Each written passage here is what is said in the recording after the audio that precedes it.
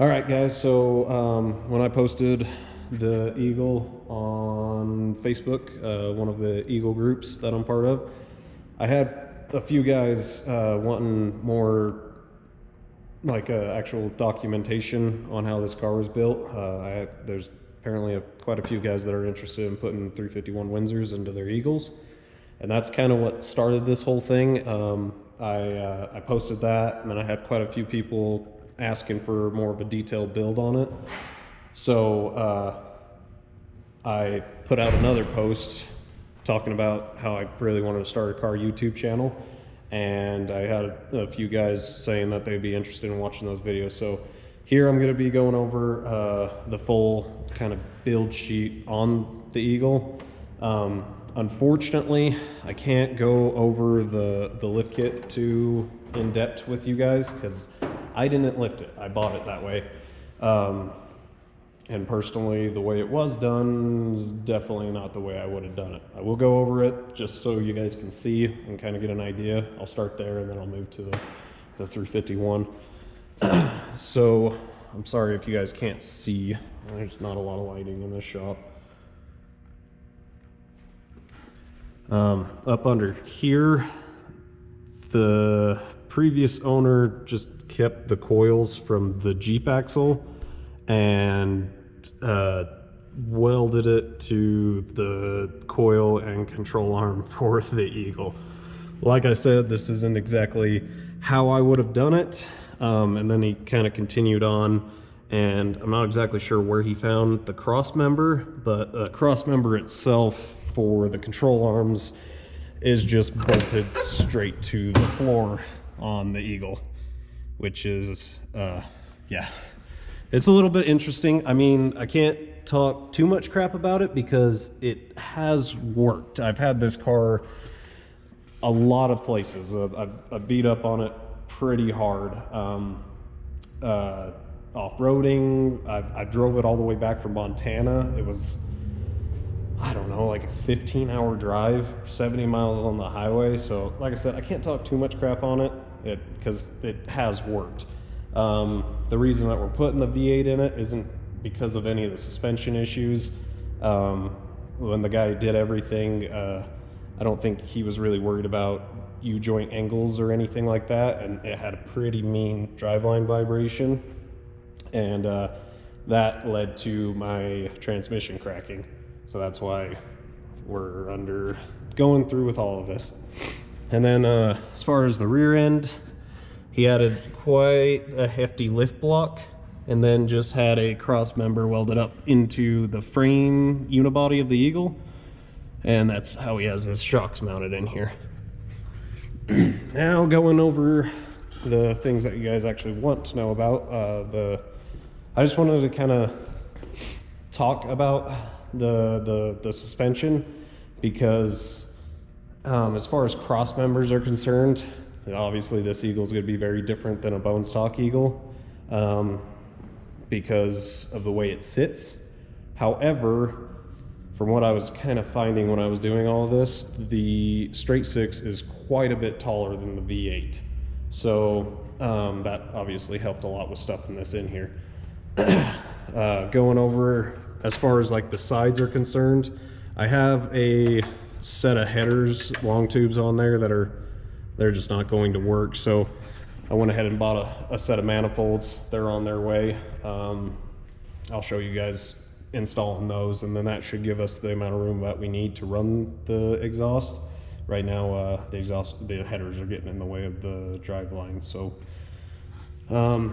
as you can see, it's pretty centered in the engine bay here, and there is still quite a bit of room, especially once those headers are out of there. There's quite a bit of room for your steering shaft on this side, and then there is not a whole lot of room on this side. However, there is enough to not be causing any issues as far as the V8 is concerned. And then, as you can see, we have miles of space for radiators or anything like that.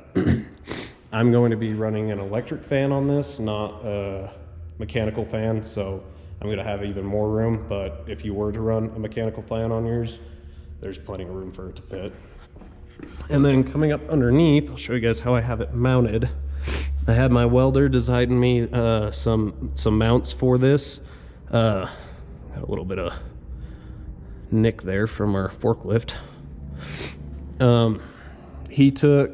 So we removed the factory AMC cross member that was in here. I don't want to be in your guys' way. I completely removed the old one. And then I kept the factory engine mounts for the 351. And we welded some plate to bolt those cross members to, as you can see here. And then he took some flat plate and just bolted it in the same position that the previous cross member was bolted to the frame, unibody, whatever you want to call it. Then we ran some square tubing to the plate that we have for our engine mounts. And then we did that on the rear of the plate, and then on the front of the plate is where we ran this kind of angular cross member to kind of add some support and keep everything from flexing. Disregard this point. This is for our track bar, so if you guys don't have a solid axle up front, you don't have to really worry about that. The only thing that I would be concerned about if you have a bone stock Eagle is maybe this being a little too low, but if you guys want to follow this same exact setup for your Eagle, I would love you to send me some photos of it, because I'm very curious if this would work in a factory height Eagle. But yeah, this is it was honestly really simple. It wasn't really a struggle at all to fit this into here. And then up underneath it, I'm running an NP 405 manual transmission out of like an 80s Ford F-150. And this, it fit pretty well. The only problem that we were really running into is it's extremely short compared to the 3-speed and the straight 6 that was in it. That stuff really sat quite a bit farther back. So I'll show you guys how I'm gonna kind of remedy that. And then as far as a cross member goes, this is kind of related to my same setup where I have the control arms and everything. I have these control arms, the mounts for them right here, and then I tied those in with this extremely thick plate. I tied those together, and then we're just drilling those out, as you can see right there, for the mounts on the transmission. I kept the mount for the Eagle as well as the mount for the F-150's transmission, and I'm going to be using, I'm just going to see how both of them kind of fit in there, and then I'll let you guys know which one I used for that. As far as height is concerned, I have it jammed up in there pretty far, up against the floorboards and everything. I don't think I'm going to have any issues with clearance, but as I said, this is a very tall Eagle, so anything hanging down isn't really a concern on this car. Coming up here in the cab, I'll kind of show you. It's a mangled mess at the moment. This is where the original shifter was at, and you guys can see how much farther that transmission sits. I removed the bottom shelf that these Eagles have from mine. It was already falling apart and kind of falling off there anyways, so it wasn't a super big deal for me to take mine out. And then I'm going to be running a shifter relocation, so I'll just have a little nub sticking up out of the shift tower right there, and then it will run back to a shifter back here, similar to like a couple Broncos I've seen and stuff like that. I'll show you guys the whole build process and everything of that in another video. But yeah, if you have any questions, just feel free to reach out to me about it. More than willing to explain anything I've done. Honestly, as I said, it's really simple. It wasn't a crazy issue fitting this combo into the car. honestly, the straight 6 and the 3-speed took up more room than the V8 and the MP405 take up. So yeah, that's the Eagle. I'll update you guys as more continues on, and then anything else special I have to do, I'll let you guys know. So yeah.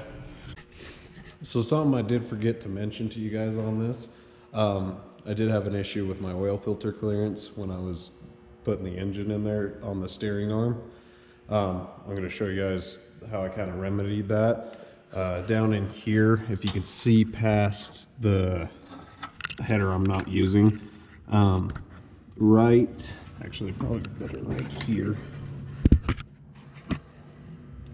that oil filter kind of went straight into the steering shaft. As you can see right there, oil filter ran straight into the steering box. So to remedy that, I also got this from eBay. It's a right angle oil filter housing adapter. So it should go on the engine and then drop my my filter housing straight down.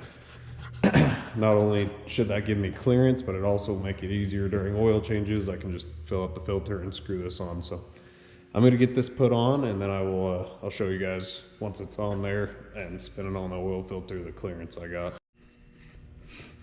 Something to be wary of when if you're gonna be using this particular 90-degree oil filter adapter off of eBay, it changes what type of filter you use. The stock filter that comes on a 351 Windsor didn't have a big enough thread size to thread onto this nipple. So I went back over and looked closely at the posting, and it specifies which oil filter to use. If you're curious, that's the number of the one I have. I guess you need the larger diameter since it's going to be at an angle, it adds more flow. It's probably a better thing. So I'm going to get this thrown in the car, and I'll show you guys what it looks like. All right, that was a struggle, and let me show you why. All right, so this oil filter adapter that I got here, for whatever reason, they didn't build it long enough to clear the oil pan. So I had to angle it and have it come out like the front to avoid my oil pan. And as you can see here, kind of had to massage my oil pan. That part right there was already there, but this discolored part, I had to massage the oil pan a bit to get it to fit. But it's in there. I need to pull the filter back out and put a little bit of oil in it. But yeah, guys, we're close. Headers should be here at the end of the week this week, and then all that's left, hardware for the radiator, is in my other toolbox. I need to get it down here and get that put in. I think that's it. Oh, spark plugs. I got some spark plugs over there I'll throw on once I get the headers on. But that's it. Radiator, spark plugs, and some headers, and we're ready for a cam break-in. We're ready to fire this mother lover up. I may end up sending it down to the exhaust shop and having that done before I fire it up. I'll keep you guys posted on that. But like I said, within the next week or two, we should be able to fire it up.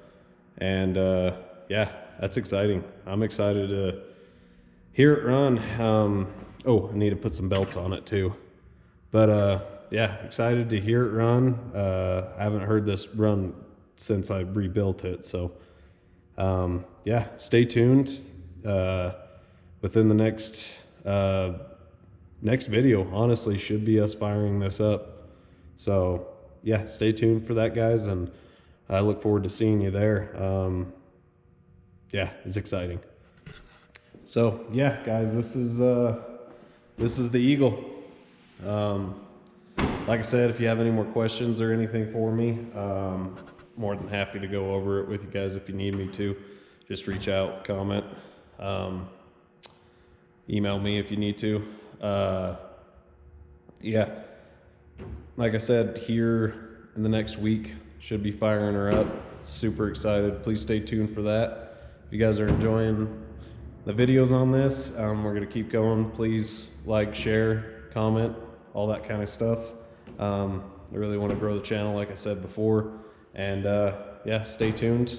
We'll get her fired up, and then we're getting pretty close to actually being able to drive it. Just gotta still track down a transfer case, figure that issue out, and yeah, build a shifter, transfer case, redo my brakes since I screwed those brake lines up when I pulled the other engine out. And she should be drivable. And after that, of course, I still have that the ACES kit to do the EFI on it, but still should be able to drive it out of the shop within the next few weeks, next few videos. So stay tuned, and yeah, hope to see you guys again. Thank you.